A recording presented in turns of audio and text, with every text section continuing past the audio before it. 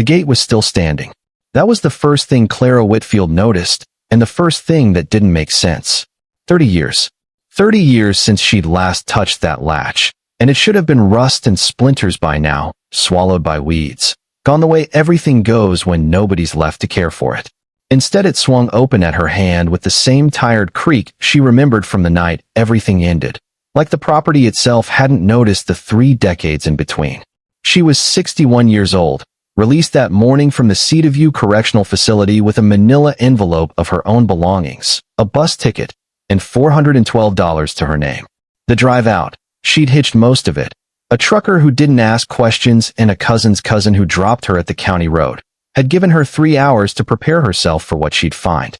Ash, collapsed timber, weeds through the floorboards of a house that had burned to its bones on a February night 30 years ago, taking her husband Daniel and her 3-year-old daughter Clara with it. She stood at the gate for a long time before she made herself walk through it. Long enough that a hawk circled twice overhead and moved on.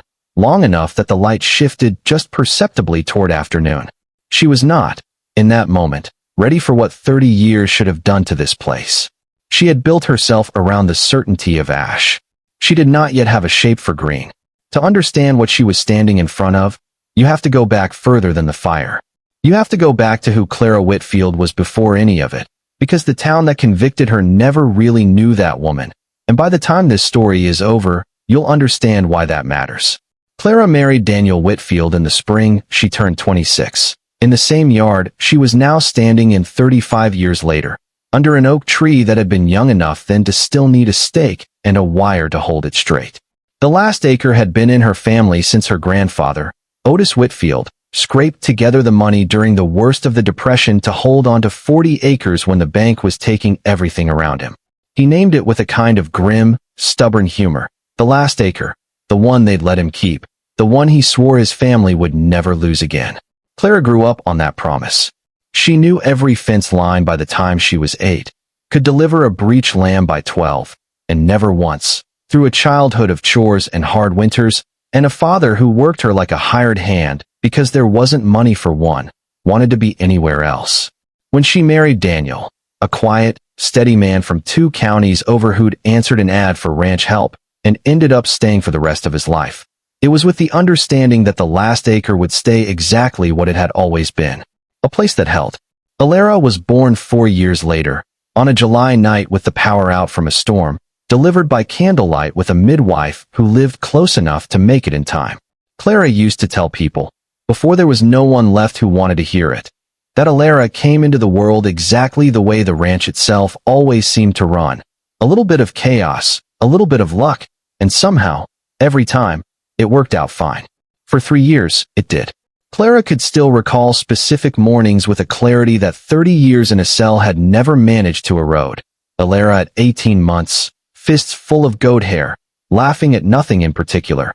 Clara at 2.5, insisting on carrying the smallest feed bucket herself, spilling most of it, refusing help.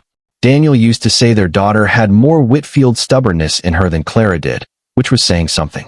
There was a specific evening Clara returned to more than any other in the years since, though she rarely let herself linger there for long.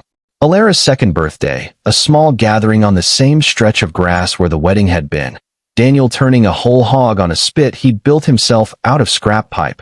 Half the county showing up because that's what a small town does for a family it likes. Clara remembered standing at the edge of that gathering with a plate she hadn't touched, watching Daniel swing Clara up onto his shoulders so she could see over the crowd, and thinking, with a certainty she would spend 30 years missing, that this, exactly this, nothing more complicated than a summer evening and a family intact, was the whole of what she'd ever wanted out of a life.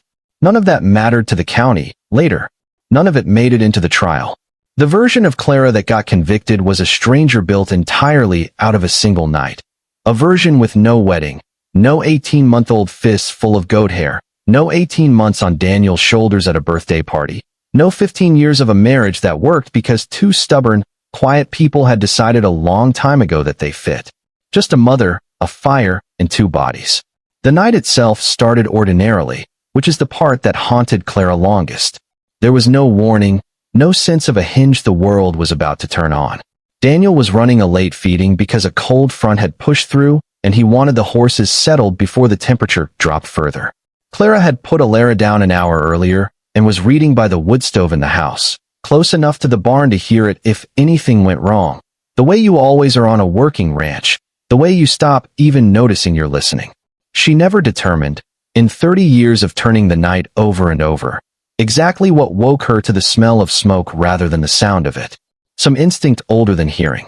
By the time she was on her feet, orange light was already visible through the kitchen window, and by the time she reached the barn, Alara scooped up from her crib on the way, some animal part of her brain refusing to leave her daughter alone in a house that might also catch. The whole east wall of the structure was gone, the hayloft a column of fire lighting the whole yard like daylight. Daniel had gone in for the horses. That was the last clear thing Clara ever knew about those minutes with certainty. She screamed for him at the door until the heat drove her back, until smoke took the choice away from her, until the last thing she remembered before waking in a hospital bed was falling, Alara's weight torn from her arms by hands she couldn't see in the dark, and the smoke and the terror, and a stranger's voice telling her to breathe, just breathe, before everything went black. She woke to a sheriff's deputy at her bedside, and to the sentence that would define the rest of her life. There were 2 bodies recovered from the scene. She was told her husband and her daughter had not survived. What nobody in that room understood, what Clara herself would not understand for 30 years, was that the second part of that sentence was wrong. Not a lie, not exactly. A mistake, made in the dark, in the chaos of a mass casualty scene with a single working ambulance and a volunteer fire department that had never handled anything like it. A mistake that calcified into a fact almost instantly, repeated by exhausted first responders to exhausted county officials, entered into a record nobody thought to question because nobody had any reason to. Clara didn't know any of that yet. All she knew, lying in that hospital bed with her lungs raw and her hands burned from a doorframe she couldn't remember touching, was that she'd survived and her family hadn't, and that a town already looking for someone to blame for a dead child had just found her. The trial took 4 months to get to, and by the time it did, Clara had already lost the case in every way that mattered. Bickford County was small enough that everyone had an opinion, and grief, in a town like that, needed somewhere to go. A space heater too close to a stack of loose hay in the tack room. That was the official finding, an accident, nobody's fault in the strictest legal sense, and also, somehow, entirely Clara's fault in the sense that mattered to the people she'd known her whole life. She'd left the heater on. She'd been the one home while Daniel worked the horses. She was, in the simplest and cruelest math a grieving community can do, the only person left standing to answer for 2 people who weren't. Her lawyer, a tired public defender named Gerald Voss who was carrying 11 other cases that same month, told her plainly what she was facing. A county that wanted a conviction, evidence that was genuinely ambiguous about the heater's exact placement, and a jury pool that had already decided her guilt over coffee at the diner long before they'd be sworn in. He advised the plea, involuntary manslaughter, negotiated down from a more serious charge, a sentence that was supposed to run 15 years. It ran closer to 30, extended twice. Once for a fight she hadn't started, but was disciplined for regardless. Once for a parole hearing she was too depressed, too hollowed out, too certain she didn't deserve release to properly prepare for. Parole boards, it turns out, do not favor inmates who cannot articulate why they deserve a second chance at a life they believe ended on a February night decades earlier. Prison did not soften Clara. It didn't harden her either, not in the way people expect. It simply emptied her out, slowly, over 3 decades, the way water wears a stone, not through drama, but through repetition.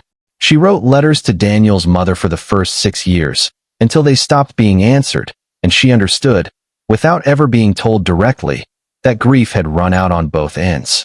She kept, for reasons she could never fully explain even to herself, a single photograph of Alara at 18 months, fists full of goat hair, laminated cheaply at the prison commissary so it wouldn't wear through from handling.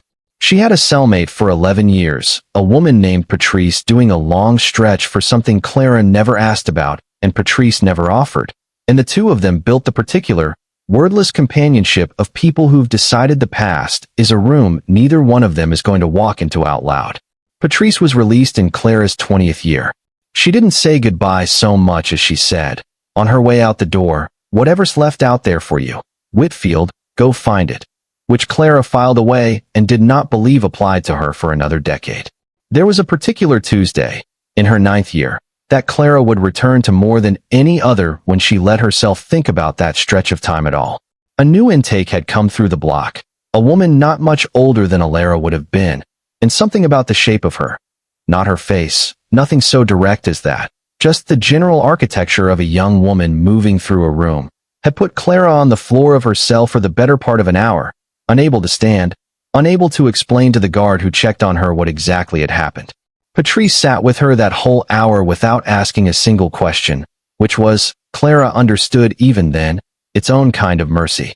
She worked the prison's small vocational garden program for the last 14 years of her sentence, mostly because the alternative assignments were worse, but she found, without ever quite admitting it to herself, that her hands remembered things her mind had tried to forget: how deep to set a seedling, how to read the soil for moisture without a gauge, the particular quiet of tending something alive when you've spent years convinced you'd forfeited the right to nurture anything ever again. The corrections officer who ran the program, a taciturn man named Hollis who'd grown up on a dairy operation 2 counties from Bickford, once told her, "Watching her work a row of tomatoes starts with more care than the assignment strictly required. You've done this before." She didn't answer him. She didn't need to. She marked the anniversary of the fire every February, alone, in whatever way the facility allowed, a moment of stillness before count, mostly. She did not let herself imagine the ranch. She did not let herself imagine what Alara would have looked like at 10, at 20, at 30, because there was no version of that exercise that didn't end in the same collapsed, ashen place, and she had learned early that some doors are safer left shut. Release, when it finally came, felt less like freedom and more like an unfamiliar weight. $412. A bus ticket.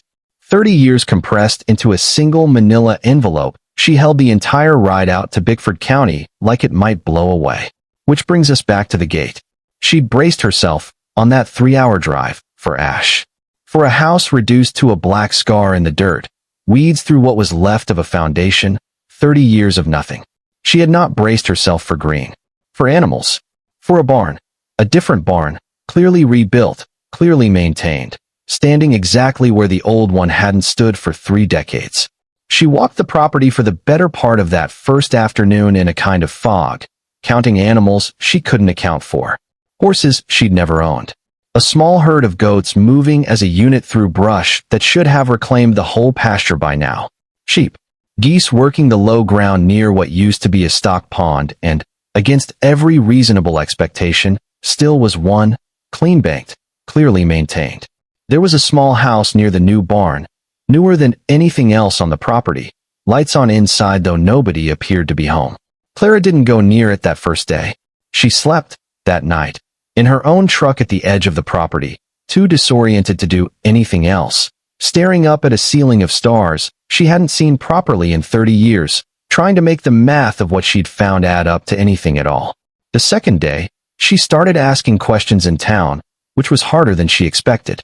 Bickford had changed enough that half the faces were strangers, and the half that weren't strangers mostly looked at her the way people look at a ghost they'd assumed had the decency to stay gone. The woman at the diner counter, Dolores, who'd worked there since before the fire, went pale enough that Clara thought she might drop the coffee pot.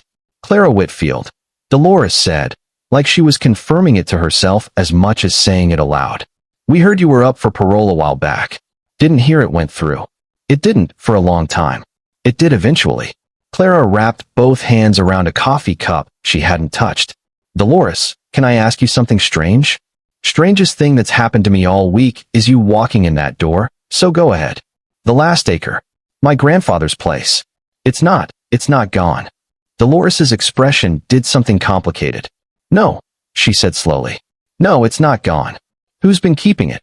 And here was the first thread Clara pulled that should have told her more than it did, if she'd had any reason yet to suspect what it meant. Dolores looked down at the counter, wiped a spot that didn't need wiping, and said, "That'd be Thomas Reyes's place now, far as anybody in town understands it. Has been for a long while." "Reyes," Clara repeated. The name landed somewhere familiar and worn smooth. A neighbor's name from a life she'd stopped letting herself remember in detail. The family down the county road? Same one. Thomas took it over. I want to say it's been near 30 years now. Nobody really asked too many questions. County had it slated for tax auction after your case wrapped up, and next thing anybody knew, taxes were getting paid and the fences were staying up. Folks figured he bought it quiet, out of respect, on account of being neighbors and all. Nobody pushed on it. Wasn't really anybody's business, but his. Dolores paused, like she was deciding whether the next part was worth saying. Funny thing, though, man's never once put that property in his own name. 30 years of tax payments, and there's still no deed filed anywhere. County's brought it up with him more than once over the years. He always finds a reason to put it off. Clara filed that detail away without understanding yet why it snagged at her. A man devoted enough to keep a stranger's ranch alive for 30 years, but never quite willing to make it legally his. Does he still live out there? He does. Him and his daughter. The word landed and passed through Clara without catching on anything. She had no reason yet to let it catch. No reason to hear it as anything other than the ordinary fact it appeared to be. Raised her out here mostly on her own, far as I know. Dolores went on, the way small-town counters invite that kind of unguarded detail. Sad story, that one too. Sister of his past, out of state, and Thomas took the girl in as a baby. Never talks about it much. Good man, though. Quiet. Keeps to himself and his land, mostly. You'd probably want to talk to him, if you're asking about the place. Clara thanked her, left money for a coffee she still hadn't drunk, and drove back out to the county road with a loose, unplaced unease she couldn't yet name, the kind that sits at the base of the skull before the mind has assembled enough pieces to justify it. She met Wren on the third day. The young woman came out of the new barn carrying a feed bucket and stopped dead in the yard at the sight of a stranger standing near the gate. The same gate. The one that shouldn't have still swung true. "Can I help you?" she asked, in the careful, guarded tone of someone used to strangers on a rural road being either lost or trouble. Clara couldn't answer at first. She was looking at a face with her own mother's jawline, and something around the eyes that she would later understand, once she let herself understand it, was Daniel's exactly. The same set, the same quiet steadiness even in wariness. Something in her chest that had been quiet for 30 years started making a sound she didn't have a name for. "I'm sorry," Clara finally managed. "I used to live here. A long time ago." The young woman's posture didn't fully relax, but it shifted. "This land's been in my family a long time, too." "How long?" "My whole life. My dad's owned it since before I can remember." "What's your father's name?" "Thomas Reyes." Clara nodded slowly, filing the name against the loose unease that had been building since the diner, still not quite ready to let the pieces click into the shape they were forming. "I'm Clara. Clara Whitfield. This place, the last acre, it belonged to my family." Something crossed the young woman's face at the name Whitfield, quick and unreadable, gone before Clara could name it. "I've heard the name," she said carefully. "My dad's mentioned it. I think there was a fire a long time back." "Yes." Clara's voice came out thinner than she wanted. "A long time back." They stood in an uneasy silence. Neither one of them had the information yet to properly fill. "I should get back to the animals," the young woman said eventually. "It was nice to meet you, Mrs. Whitfield." "It's Clara." "Clara." A small, careful nod. "I'm Wren." It took Clara 4 more days to work up the courage to come back, and it took Thomas Reyes, when he finally came home from a supply run and found the woman he'd spent 30 years dreading and hoping for standing in his own kitchen. Wren had let her in, uneasy but unwilling to turn away someone connected to land her father clearly cared so much about. Considerably less time than that to simply put both hands over his face at the sight of her. He was 56 now, gray at the temples, still built like the ranch hand he'd been at 26. And the look that crossed his face when he saw Clara sitting at his kitchen table was not surprise. It was closer to relief, and closer still to a fear he'd apparently been carrying so long it had become part of how he stood. "Clara," he said, and it wasn't a question. "Thomas." She'd had 4 days to prepare a version of this conversation, and none of it survived the actual sight of him. "I need you to tell me why my grandfather's ranch has been kept alive for 30 years by a man who owes my family nothing." He sat down across from her slowly, like his legs had made the decision before the rest of him agreed to it. Wren stood in the doorway, arms crossed, watching a conversation she didn't yet understand the weight of. "Dad," she said. "What's going on?" Thomas didn't answer her. He was looking at Clara, and something in his face had the specific exhaustion of a man setting down a weight he'd carried so long he'd forgotten what his shoulders felt like without it. "I have wanted to tell you every day for 30 years, he said to Clara, "and I never knew how to start." "Start with the fire," Clara said. Her voice was very steady, in the way voices get right before they aren't. "Start with what you saw." He started there. All of it, in a single unbroken telling that took the better part of an hour, Ren sinking slowly into the chair beside him as the story moved further from anything she'd been told her whole life and closer to something that was rearranging the entire architecture of who she understood herself to be. Thomas had been 26 that February, working a late shift feeding his own family's cattle a quarter-mile down the county road, close enough to see the orange glow through the tree line before anyone called it in. He was the first person on scene, ahead of the volunteer fire department by nearly 11 minutes. 11 minutes that, in a wood-frame barn fire, is the difference between everyone dying and someone living. He found Alara first, not in the barn, thrown clear of it in the chaos of Clara stumbling out with her daughter in her arms before collapsing from smoke inhalation 20 feet from the structure. Thomas pulled Clara further from the building, and then he turned back for the small weight he'd nearly missed in the dark and found a 3-year-old who wasn't breathing, who should not, by every account anyone gave later, including the ambulance crew who arrived after him, have started breathing again. She did. Under his hands, in the grass, in the dark, she did. "I don't know what I did right," Thomas said. "I'd taken one first aid course at the co-op 2 years before. I didn't think I knew what I was doing.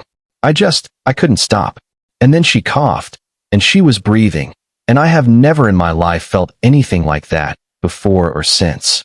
What happened next was the part that had taken 30 years to untangle, and the part that, even now, telling it, made his voice go thin and unsteady in a way that told Clara he had never once told this story out loud in full, not to anyone, not even to himself in the quiet of 30 years of nights. He panicked.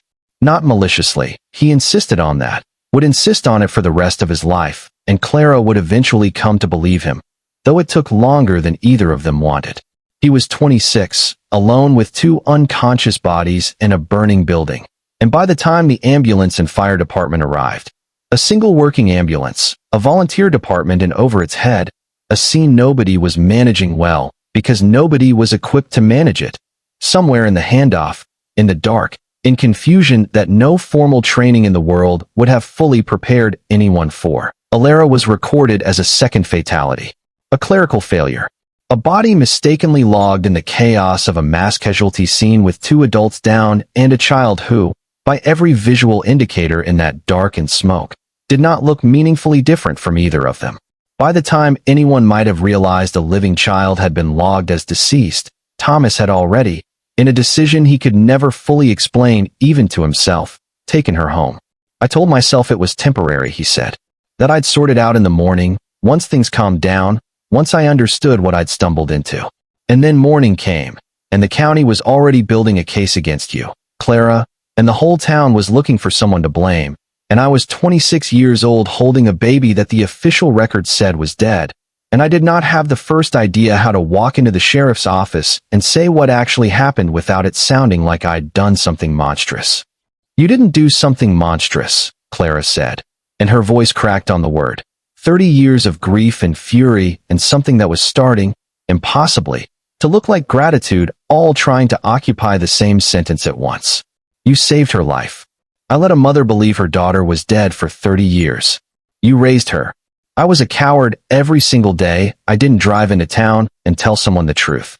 Every single day, for 30 years, I told myself tomorrow, and then I'd watch her sleep, and I'd think about what would happen to her if I confessed. Foster care, an investigation, no father, nothing, because legally I had no right to her. None. I'd fabricated an entire history, and I couldn't do it. I told myself I was protecting her.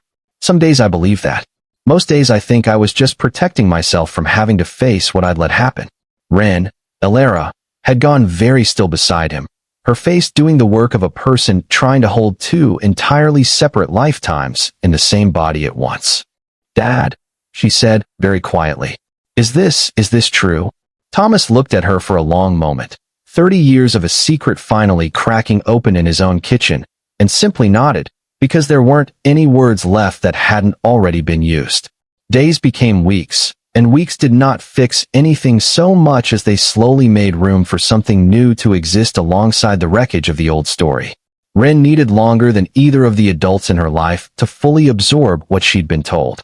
30 years of one narrative doesn't unwind in an evening, and there were nights, in that first month, when she drove out to the county road alone at 2 in the morning, not toward anything, just away from a house that suddenly felt unfamiliar even though nothing in it had physically changed. She struggled, in particular, with a question that had no clean answer, whether the aunt she'd grieved as a child, the fictional dead sister of Thomas's, invented to explain her presence, had ever really existed as a person she was allowed to miss, or whether that grief, real as it had felt at 8 years old crying over a woman she'd never met, had simply been manufactured out of necessity. She spent an entire weekend going through a box of old family photographs Thomas kept in the hall closet, searching for any trace of the story she'd been told, and finding, of course, nothing, because there had never been anything there to find. It was Clara, strangely, who helped her pass that particular knot, sitting with her on the porch one evening, telling her plainly that grief doesn't stop being real just because its cause turns out to be fiction. You lost a version of your own history, Clara told her. That's still a loss. You're allowed to grieve it even now that you know the truth. There was a harder night than that, 3 weeks in, when Rin finally asked Clara the question she'd been circling without saying outright, whether Clara resented her, in any part of herself, for the 30 years spent as someone else's daughter while her actual mother sat in a cell believing her dead. Clara took a long time to answer that one honestly, longer than she'd taken with anything else in the whole unraveling. I have spent a lot of nights lately, she finally said, trying to find the anger I think I'm supposed to feel. At Thomas, mostly. Sometimes at the county, at the ambulance crew, at whoever mislabeled a body in the dark 30 years ago and set all of this in motion. I look for it, and it's there, some of it, some nights worse than others. But I have never once, not for a single second, felt anything but grateful when I look at you. You're not the 30 years I lost. You're the only part of that night that didn't actually end the way I spent 3 decades believing it did. I don't have room to resent the one good thing that came out of the worst night of my life. Ren cried for a long time after that, and Clara let her, and neither one of them said anything else that night that needed saying. What made the following weeks harder than either woman expected was that Ren's life did not simply pause to accommodate the discovery. She was engaged, had been for 8 months, to a young veterinarian named Colton Bray, who ran a mobile large animal practice out of the next county over. And a wedding was sitting on the calendar for late autumn, invitations half addressed in a box on the kitchen counter, a life already in motion that had nothing to do with a fire 30 years old. Colton took the news better than Ren expected and worse than she'd hoped, in the specific way people do when the ground shifts under someone they love and they don't yet know which parts of that person are about to change. He drove out the weekend after Thomas's confession, sat across from Ren at the kitchen table where the whole truth had first come apart, and asked her, gently, the question she hadn't let herself ask out loud yet. Does this change your name? Legally, I mean. Are we? Is the wedding still Ren Reyes marrying me? Or is there a different name I should be learning? I don't know, she told him, and it was the first time she'd said those 3 words about her own identity without feeling like the floor was moving. I don't know who I'm supposed to be yet. I need you to be okay with that for a while. He was, mostly, though there were harder nights than either of them mentioned to Clara, nights when Ren sat in his truck outside the clinic, unable to explain why deciding on wedding invitations suddenly felt like deciding which version of herself was allowed to get married. She loved Colton. She had known that clearly, and simply for 2 years. What she no longer knew clearly was which parts of the life she'd built with him had been built on a name that was never fully hers to begin with, and whether that mattered as much as it felt like it did at 2 in the morning. She brought the question to Clara eventually, on the porch, the same place most of the hard conversations that year seemed to land. If I keep Ren, she said, am I choosing him over you? Over her. Over Alara. Clara took her time before answering. The way she'd learned to over 30 years of a life that had taught her the cost of saying the wrong thing quickly. "You're not choosing between two people," she finally said. "There's only one of you." Ren built a life. Alara was 3 years old and never got the chance to build anything. You don't owe a 3-year-old's name more loyalty than you owe the woman who spent 28 years since then actually living. Marry him as whoever you decide to be. I'll be at the wedding either way, and I promise you the name on the invitation won't change how loudly I cry. It was the first time Ren laughed since the kitchen table conversation that had cracked her whole life open, and it surprised both of them enough that neither one commented on it. Just let it sit in the evening air between them like something worth protecting. There was a harder stretch still to come, one that arrived not from inside the family, but from outside it, the part of this story that almost broke everything the fire hadn't managed to. A county records clerk, doing an unrelated audit of old property files, flagged an inconsistency in the last acre's tax history. 30 years of payments made under Thomas Reyes's name on a property he had no legal deed to, tied to a fatality record for a minor that, on closer inspection of scanned archival paperwork, didn't perfectly match the corresponding hospital intake log from that February. It was the kind of bureaucratic thread that, pulled hard enough, could have unraveled everything. An investigation into 30 years of falsified identity, into a man who had, however he meant it, taken a child under fabricated pretenses and kept that fabrication running for 3 decades. For 9 tense weeks, while a county investigator quietly built a file, neither Clara nor Thomas felt they could get ahead of without a lawyer neither of them could easily afford. The whole fragile, newly forming family held its breath. Thomas told Clara, more than once during those weeks, that he was prepared to take whatever came, that if the county wanted to prosecute him for what he'd done, he wouldn't fight it, because some part of him had been waiting 30 years for the bill to come due. It was Clara who finally went to the county courthouse herself, alone, without telling Thomas until after it was done, and sat across a folding table from an investigator named Marcus Aldana, who couldn't have been much older than 35, young enough that the fire he was investigating had happened before he'd graduated high school. "Mrs. Whitfield," he said, sliding a thin folder across the table, "I want to be straightforward with you about what we're looking at here. Mr. Reyes made payments on a property he had no legal claim to for 3 decades. He raised a child under a fabricated identity. Depending on how the county wants to characterize the original misidentification, there's a case to be made that a formal complaint should have been filed the moment the discrepancy came to light, regardless of your feelings on the matter." "My feelings on the matter," Clara repeated, and something in her voice made the younger man look up from his folder. "Mr. Aldana, can I tell you what actually happened that night, in a way that isn't in any of your paperwork?" He nodded, and she told him, not the version filtered through 30 years of grief, but the plain facts, the way she'd rehearsed them in the truck on the drive over. A 26-year-old neighbor running toward a burning building while trained responders were still 11 minutes out. A child pulled from the grass who shouldn't have started breathing again.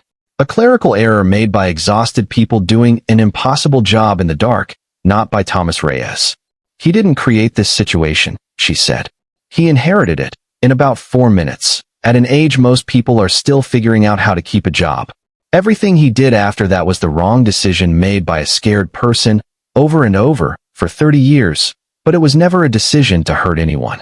It was a decision, every single day, to keep a little girl safe and fed and loved, on land he kept alive at his own expense, without ever once profiting from any of it. If your file needs a victim statement to close, Mr. Aldana, I'm giving you mine. I am not a victim of Thomas Reyes. I got my daughter back because of him. Whatever the county wants to call what he did, I'd like the record to reflect that the person with the most right to be angry isn't. Aldana was quiet for a long moment, tapping the edge of the folder against the table. That's not usually how these conversations go, he said finally. I imagine not. Off the record, I've got a daughter myself. 18 months old. He closed the folder without opening it again. I'm not going to pretend I fully understand what he did, but I understand enough. The investigator's file closed, eventually, quietly, the way these things sometimes do when the person with the most standing to complain refuses to. It was not a clean resolution.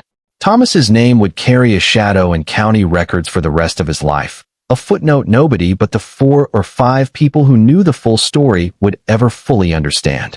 But it was a resolution, and it let the family that had assembled itself out of 30 years of grief and guilt finally exhale.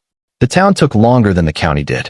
Word moves fast in a place like Bickford, and by the time the investigators' file had quietly closed, most of the county already had some version of the story, most of it wrong, some of it cruel in the specific way small towns can be cruel toward anything that doesn't fit neatly into a story they'd told themselves for 30 years.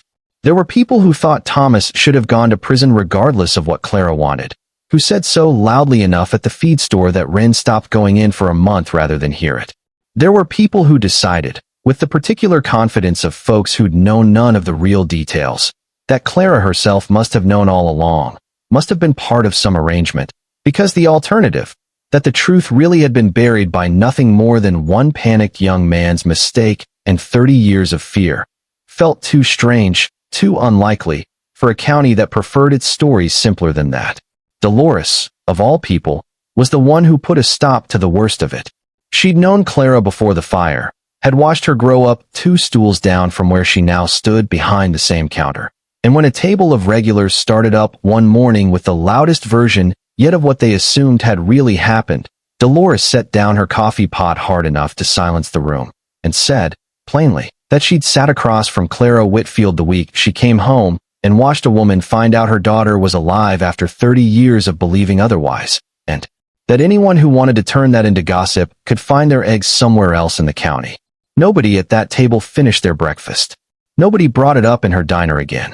It wasn't forgiveness, not from the whole town, not all at once. But it was enough of a floor for the family to stand on while the rest of it slowly, unevenly, settled. It was Thomas who finally brought Clara the box, on an evening in early winter, almost 8 months after she'd first walked back through the gate. He set it on her kitchen table without much ceremony, an old wooden crate that had once held canning jars, the lid gone soft and gray with age. I need you to know this isn't an apology, he said. There isn't a version of an apology big enough for what I took from you. This is what I did instead of one, for 30 years, because I didn't have the courage to do the harder thing. Inside the crate were letters. Dozens of them, some in envelopes gone brittle and yellow, some in newer ones, the handwriting shifting across the decades from a young man's cramped, uncertain print to something steadier, more worn in, the way handwriting changes the way a face does. Every single one was addressed to Clara Whitfield, Cedar View Correctional Facility. Not one of them had ever been mailed. I started the first one about 6 weeks after the trial. Thomas said, standing at the edge of the kitchen like a man bracing for a verdict he'd already decided he deserved. I got as far as writing your name on the envelope, and I couldn't make myself put it in the mail. I told myself I'd finish it later, say it better, find the right words. I never did. But I didn't stop writing them, either. Every year, usually around the anniversary. Sometimes more than that, on the bad nights. Clara opened the first one with hands that weren't entirely steady. The paper was fragile in a way that made her handle it like something alive. Clara, I don't know if you'll ever read this, and some nights I hope you won't, because I don't know how you could read what I'm about to tell you and not hate me for the rest of your life, which is exactly what I deserve. She said her first word yesterday. It was up, said to the porch swing, and I stood there holding her and thinking about you in a cell not knowing this happened, and I have never in my life felt like more of a thief. She read through them slowly, over the better part of 2 hours, Thomas sitting across from her in near silence, answering only when she asked him something directly. The letters tracked 30 years in fragments, a first day of school, a broken arm at 9, a 16th birthday, the day Wren got her acceptance into the community college's veterinary technician program. The day she brought Colton home for the first time. Every major hinge point of a childhood Clara had missed was in that crate, written down by a man who couldn't bring himself to send the confession, but also couldn't bring himself to let the years pass unrecorded, as though some part of him had always believed, against his own certainty otherwise, that Clara deserved to know even if she never got the chance to read it. The last letter in the box was dated the week before Clara's release. Thomas had somehow learned, through channels he never fully explained, that her parole had finally gone through. I don't know how to be in the same room as you after this. I've had 30 years to prepare, and I still don't have a single sentence that makes any of it right. All I can tell you is that every year I wrote to you, I told myself that if you ever did come home, I'd find a way to give you these, because you deserve to know that not one day of her life happened without someone thinking about you. I don't expect that to be enough. I don't think anything could be. But it's the truest thing I have to offer, and it's yours now, however you decide to use it.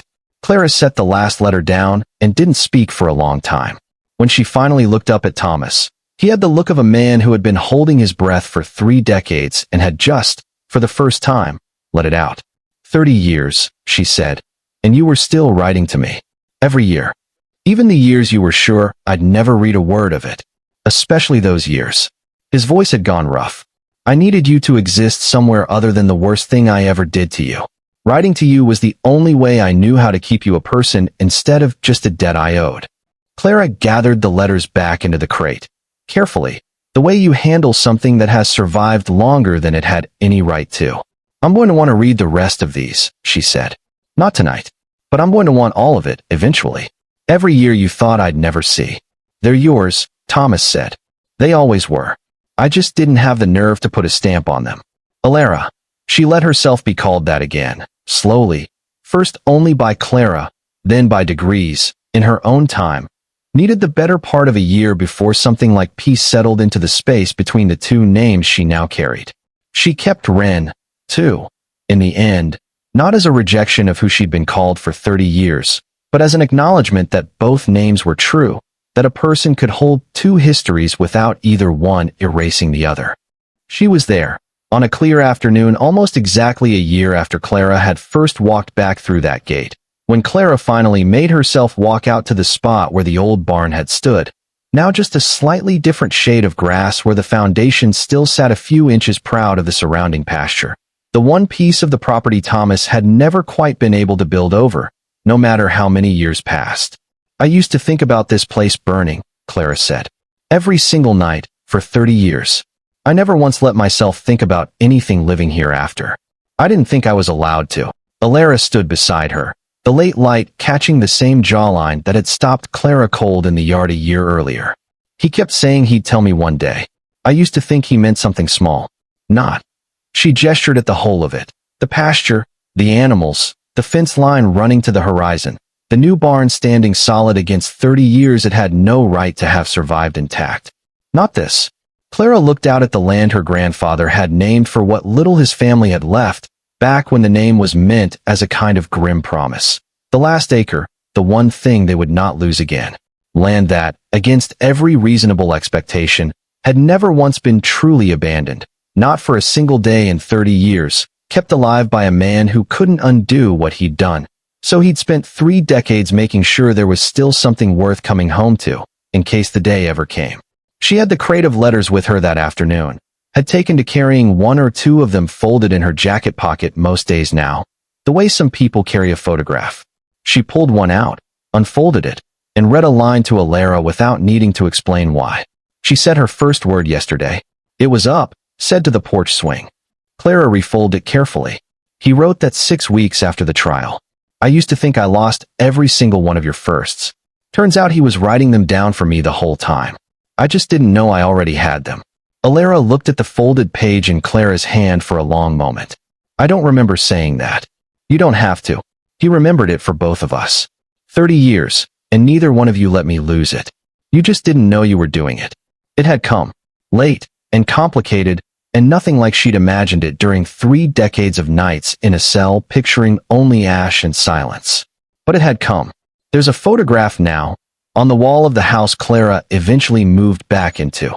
The same wall, more or less, where a photograph of a different family had once hung before it burned along with everything else. It's not a replacement. Clara is careful, still, about the language of replacement, because nothing about the last year has worked that way. It's simply a new photograph, taken by Dolores at the diner counter on the 1-year anniversary of the day Clara walked back through that gate. Clara, Clara, and Thomas, standing at the fence line with a small herd of goats crowding the frame the way goats always seem to, uninvited and entirely unbothered by the weight of the day. Daniel is not in that photograph, and never will be, and Clara has made her peace, as much peace as a person can make, with the fact that one truth in this story never changed no matter how many others turned out different than she believed for 30 years. But there is a version of him in it anyway, in the set of Alara's eyes, in the quiet steadiness she carries the exact same way he used to, in a ranch that a stubborn, careful man once swore his family would never lose again.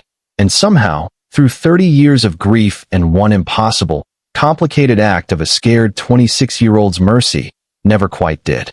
If a story like this, where the ending nobody could have predicted turns out to be the one worth waiting 30 years for, is the kind of thing that stays with you, subscribe. And if you've ever had someone quietly hold something together for you longer than you knew, longer than you could ever properly thank them for, tell me about it in the comments. I want to hear it.